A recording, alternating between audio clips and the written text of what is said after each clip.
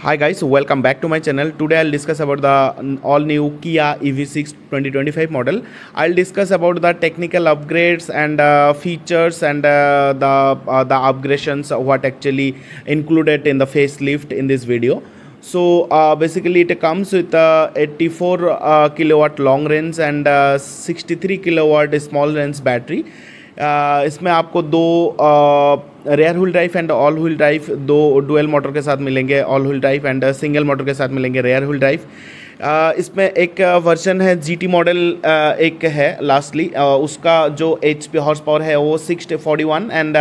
Torque जो produce करता है 568। बेसिकली 0 to 100 अराउंड 3.6 सेकेंड में हो जाता है एंड इसका top speed around 256 kilometre per hour and single speed gear reduction transmission use किया गया है इसमें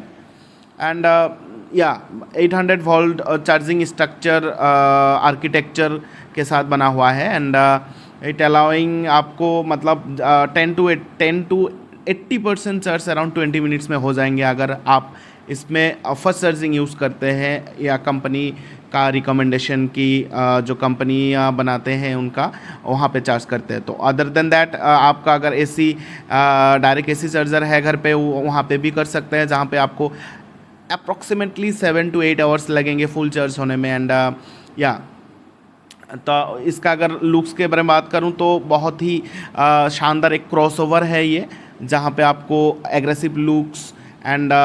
मस्कुलरिटी देखने को मिलेंगे, जहां पे इसका जो battery range, charging, interior, exterior everything थोड़ा अपग्रेड किया गया है कंपनी के थ्रू एंड यस इसमें जो बनाया गया है इसका जो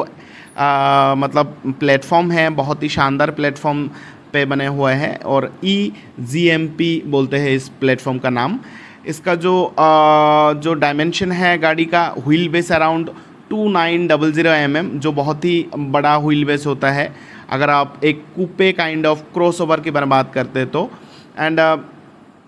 इसका उसका एक कॉन्स भी है कि इंडियन रोड कंडीशन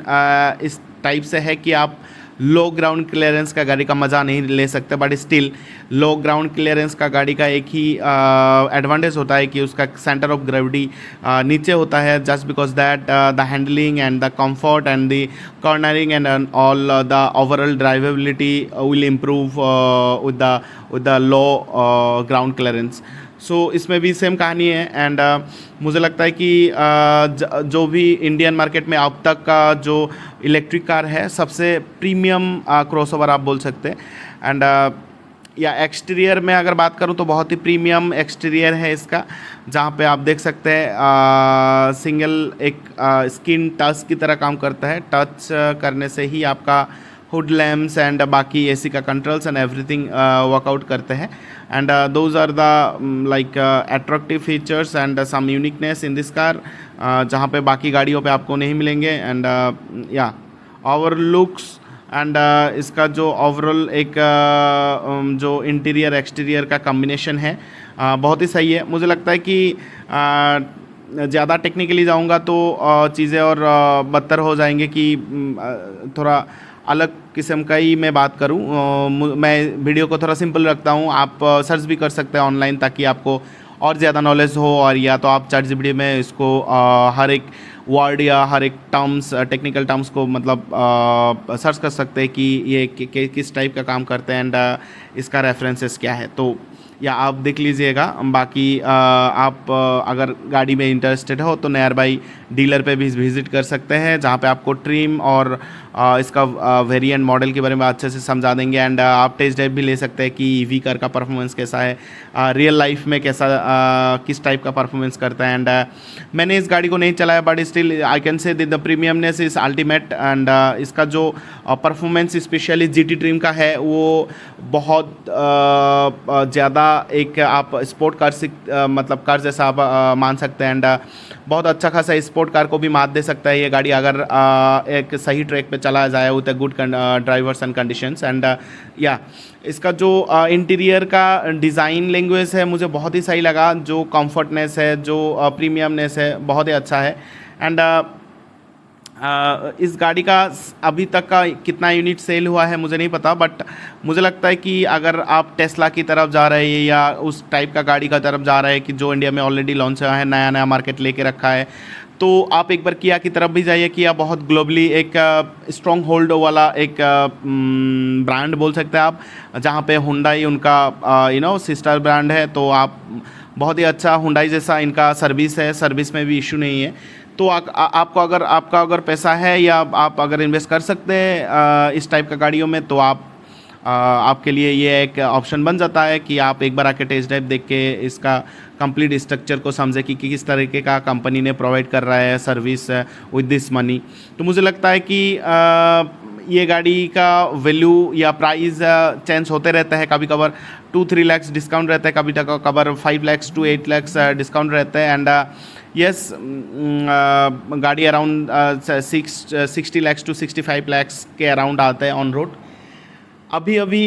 थोड़ा टैक्स कम हो गया एंड मुझे लगता है कि उस टैक्स का असर इसमें पड़ेंगे। और या जो भी कस्टमर लेंगे विद दैट न्यू GST 2.0 वो हैप्पी रहेंगे। एंड मुझे लगता है कि इस टाइप का गाड़ियों का रीसेल वैल्यू के बारे में मत सोचिए, तब भी बेहतर है, क्योंकि ये सब गाड़ी रीसेल के लिए नहीं बनाया गया है। ये आप एक बार ख़रीदो तो इसका दाम प्राइस हाफ हो जाता है आफ्टर सम ड्यूरेशंस आप चलाने के बाद। और ईवी गाड़ी है, मुझे नहीं लगता कि इसका रीसेल वैल्यू कैसा होंगे और आप जो प्राइस पे कर रहे हैं वो वर्थ होंगे कि नहीं। और अगर मुझे बोला जाए कि आप क्या खरीदोगे, अगर मुझे कोई क्वेश्चन करेंगे 60 लाख आपके हाथ में है और आप क्या खरीदोगे, तो मैं डेफिनेटली स्पोर्ट कार की या काइंड ऑफ उस टाइप का कार जैसे कि BMW हो या मर्सिडीज़ हो, उस टाइप का गाड़ियों में इन्वेस्ट करूँगा कि आगे जाके मैं अगर इसको रीसेल करूँ या एक्सचेंज करूँ तो मुझे प्रॉपर वैल्यू मिले। तो भाई ये नेगेटिव है ईवी कार्स का, अभी तक मार्केट में उस टाइप का नहीं है जहाँ पे आपको अच्छा खासा वैल्यू मिले गाड़ी का। एंड मेरा वीडियो जो है ओवरऑल समझाने के लिए था कि भाई फीचर्स अपग्रेडेशन तो ठीक है, सही है, बट प्राइस इतना ज़्यादा है कि इस गाड़ी का वही डायलॉग याद है कि असली वाला अमीर ही अफोर्ड कर सकता है। तो ओके, आई अंडरस्टैंड दैट कि प्रीमियमनेस है। चलो, वीडियो को अच्छा लगा तो लाइक करना। Thanks for watching.